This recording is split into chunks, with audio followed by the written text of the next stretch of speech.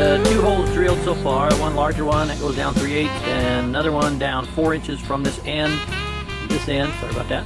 And now that one that's in the drill press there, it's like 15/16. I got to drill that one through from this end. That's the top. That goes about 1.5 inches and down in there and connects the two. And over here, here's the first one that's already been all drilled, and I turned it down. I think that's the shape I'm going to want. I'm just putting a little super glue and a couple little cracks. I sounded it with 180 so far. I'm going to throw super glue in that crack as well. And I made that handle, or this shape, so it's good to grab onto, and then the grinder handle will be on the top. So let's super glue that other crack.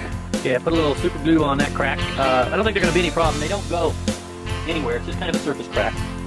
I mainly just wanted to seal it up. I'll let that set up. Then we'll continue with the sanding. And over here, film drilling that other end over here.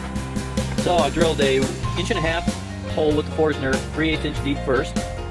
Then I put a 1/16 Forstner on, drilled it as far as I could go, and put an extension on that Forstner, and went down with that one 4 inches from this surface, 4 inches deep, which puts it about, I think this is 5 3/4 total length. So that's what I got to do now is flip it over. There's the center of those current holes, and drill that with a 21/32 bit on through beneath the other ones. This is the top.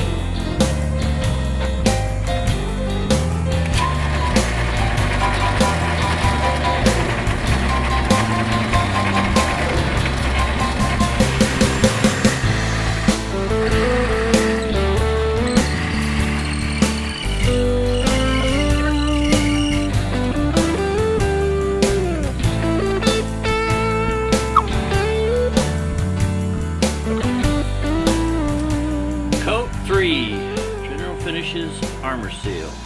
I think it's looking really good. Love this grain right in here. Not sure if that's showing up there, but a little bit of wane there.